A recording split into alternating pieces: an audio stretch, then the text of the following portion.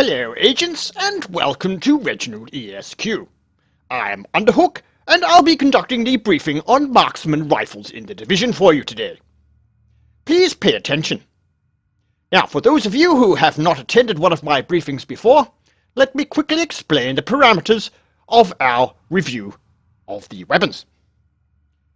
As you will see, the agent who is testing the rifles for you has the standard gear fitted. So this results in firearms, stamina and electronics all being at the base 535. This is important when testing these rifles, as none of the abilities or talents of the rifles will be activated, allowing us to do a fair comparison of the weapons. One will also note that we test level 30 purple weapons for this reason. The gold weapons, as you can see, have latent abilities which are always active, making it very difficult to do proper testing. So only purple weapons are tested. Please bear in mind that any weapons, especially named weapons, are usually variants of the standard weapons and just have certain talents. Alright, one other thing to note is some of the weapons have a gear score of 147 and some have a gear score of 131. Our agent was unable to obtain 147 gear score for all of the weapons, and please bear in mind that the 147 gear score weapons in general will do a little more damage.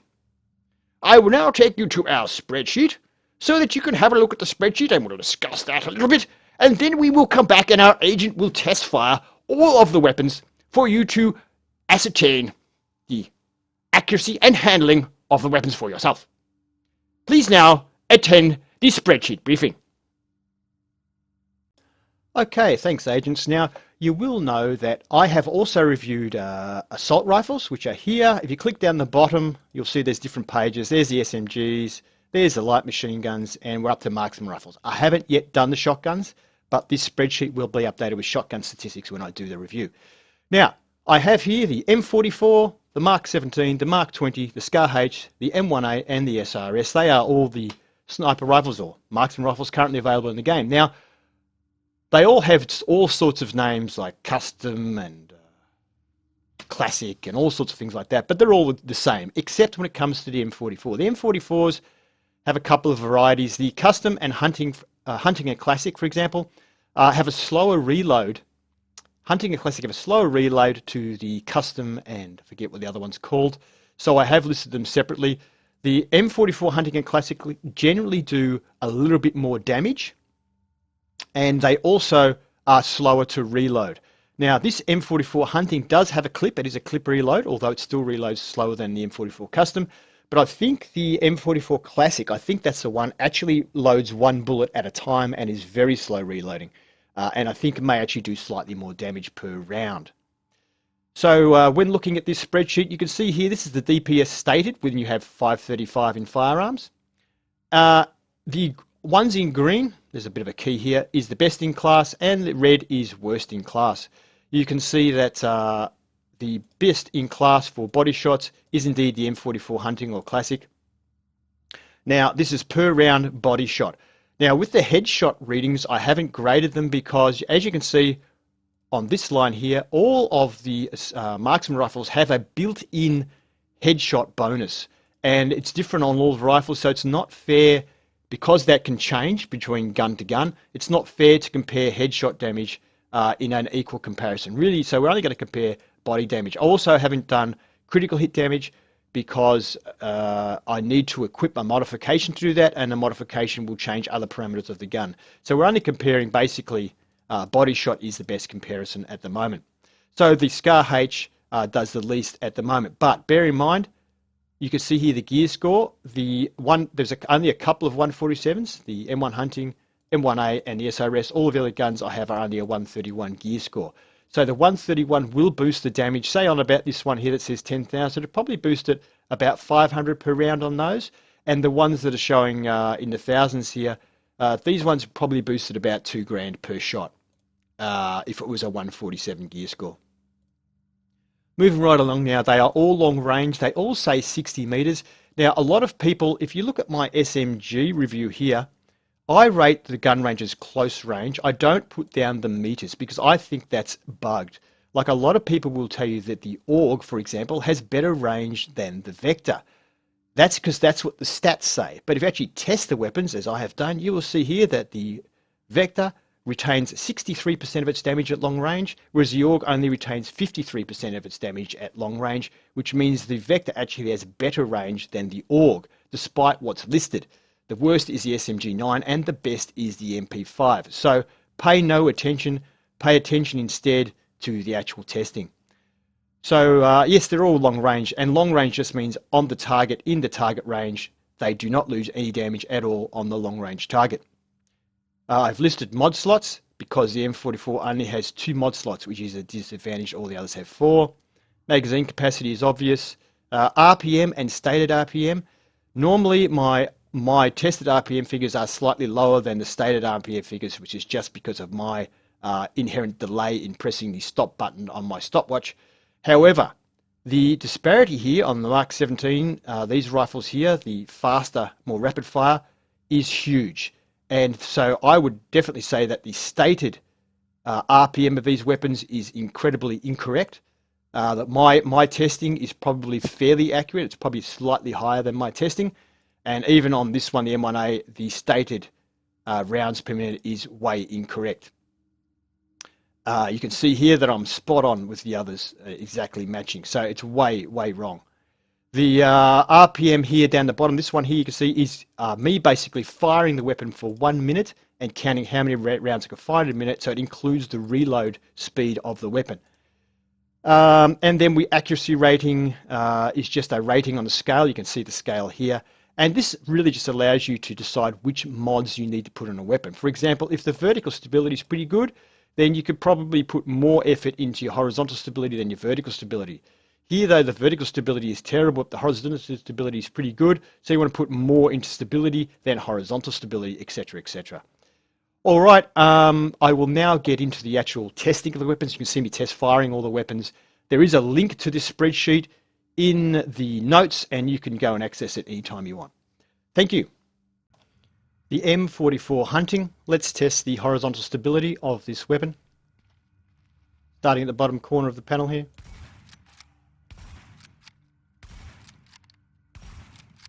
Looks not too bad there. Let's try now a long range headshot and see how the thing moves. As you can see, loading 1 bullet at a time.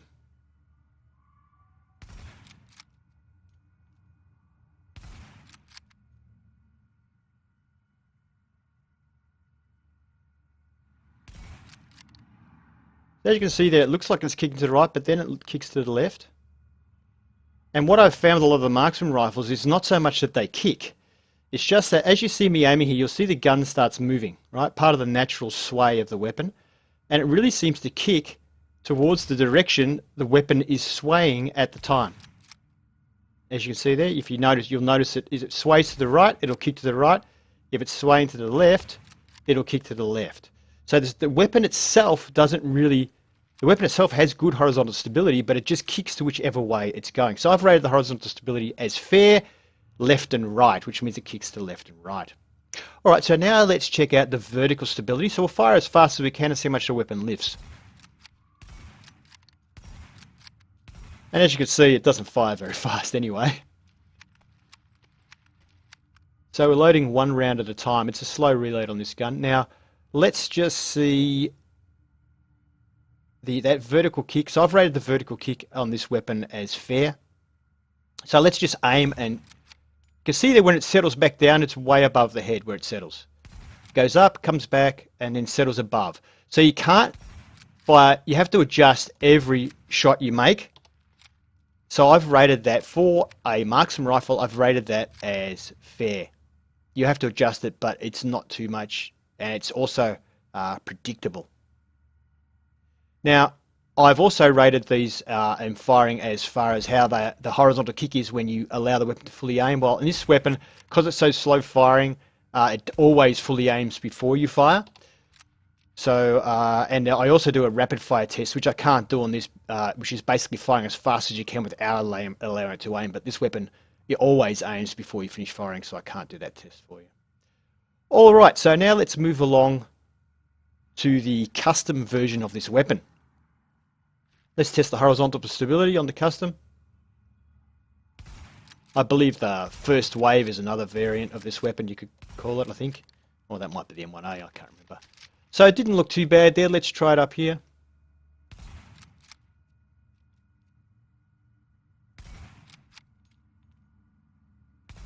Once again, as with pretty much all of the marksman rifles, they pretty much just horizontally, they just kick in whatever direction the gun happens to be moving when you fire. They don't have an actual inherent kick. So once again, I've rated this as fair, left and right. Let's now check the vertical stability of the weapon. I'll just, better reload it first. I'll just keep firing rounds as fast as I can.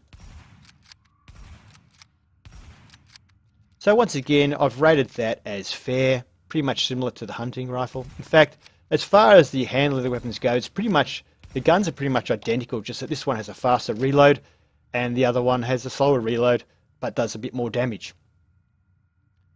So once again, we can't test rapid fire on this weapon. Let's now move on to the next gun I want to test, which is the Mark 17.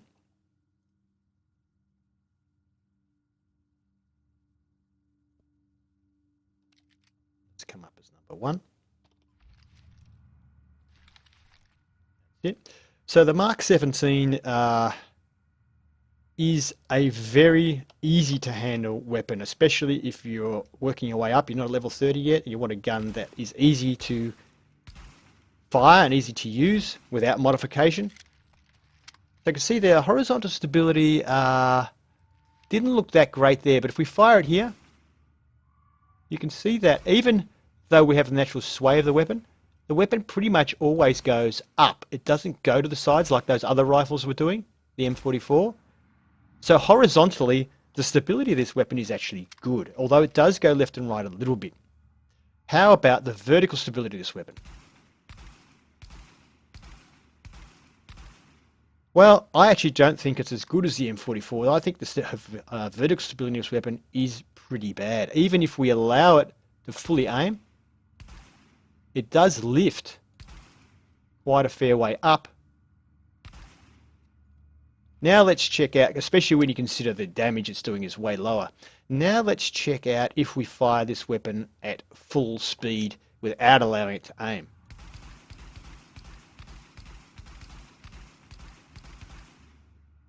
I rate that as very bad. It's almost impossible to control your shots.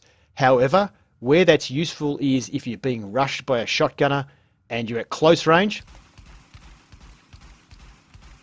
and you just need to pump a bunch of headshots into them. So the rifle is good for that, but for long range stability, fast firing, it doesn't really work out too well, unless you have that stability mod, which they are going to patch, so I won't really talk about it. Let's now move on to the next rifle I want to show you, which is the Mark 20.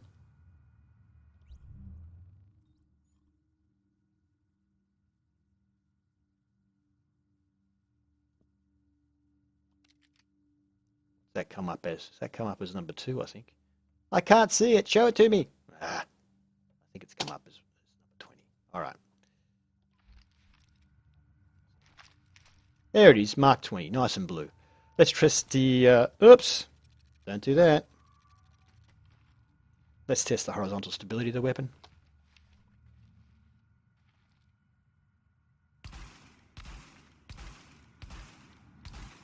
Horizontal stability of the Mark 20 looks to be actually very good, and I don't think this weapon needs any horizontal stability mods at all. I need to get some more ammunition, which I'll do now.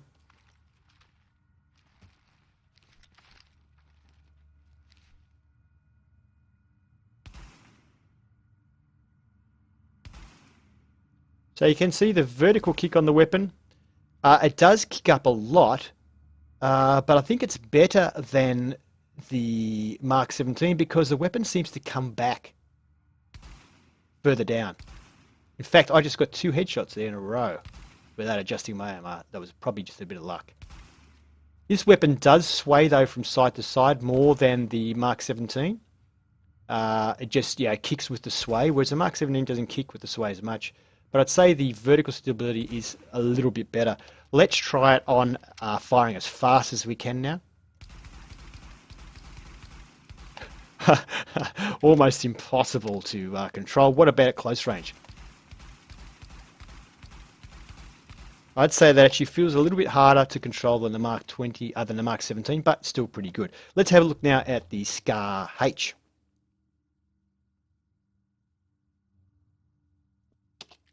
It's come up as number 2 as well. Yep, Scar H, there it is. So this weapon, horizontal stability. Now with the Scar H, it is again one of these rapid fire rifles. They're kind of like semi-auto assault rifles really, rather than sniper rifles. Horizontal stability there actually looks very good as well on this weapon. Let's test it at long range here. So it is kicking a little bit to the side, but not much. As with the others, it's pretty much just the sway of the weapon that kicks it, not so much the actual weapon kicking out. So that, I reckon that's pretty good. Let's now have a look at the vertical stability. Okay, well, it's bad, but it's not terrible compared to the others. A bit like the Mark 20 we just saw. It comes back a bit when you give it time, which probably means when we rapid fire, it's going to be terrible. Let's have a look.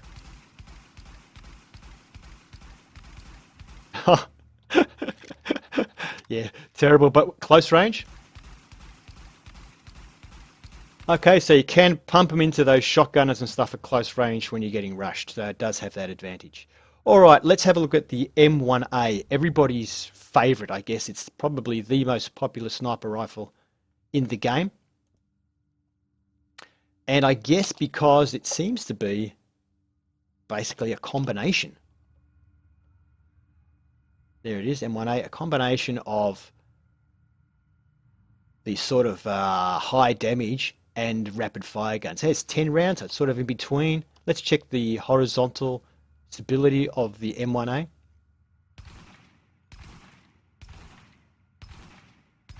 Well, it did seem to move there a little bit. Let's try it up here.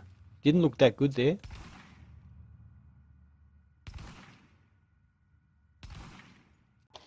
Yeah, I rated that actually as pretty bad, the horizontal stability in this weapon. It kicks to the right pretty much all the time, depending a little bit on weapon sway, but generally kicks to the right. If you wait till the weapon's swaying to the left, it still kicks to the right. So it has a heavy kick to the right, probably one of the worst in game as far as that goes, horizontal stability goes. So definitely on this rifle, you want a horizontal stability mod. Now, I haven't really spoken about the accuracy. The accuracy is very good on all of the sniper rifles as far as I can understand. And what accuracy I mean by accuracy is, does it hit where you aim at? Now, let's have a look at the vertical kick.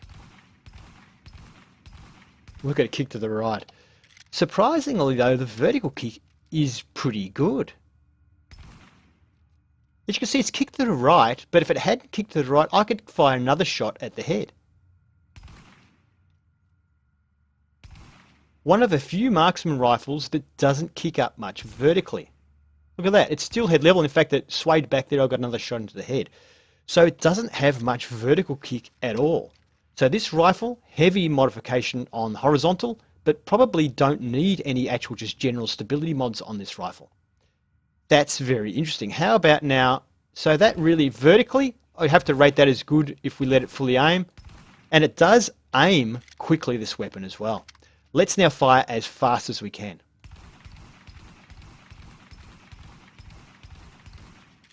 Well, I'd have to say that's the best of the rifles we've tested so far. So I'd rate that as fair, even though it wasn't great. I can see why people like this M1A. Let's now have a look at the next rifle, which is the SRS. An SRS is, I guess, between an M1A and an M44. It sort of sits in the middle there. It has a bit more damage than the M1A in general, but it's slower firing than the M1A. It's a little bit quicker firing than the M44. It's kind of tries to take the middle ground between those rifles. So let's see how it does. No, that's not the right one. That's the right one. Let's have a look at horizontal stability on this weapon. Aim at the corner. As you can see, very slow firing compared to the others, but the horizontal stability on this weapon is actually very good.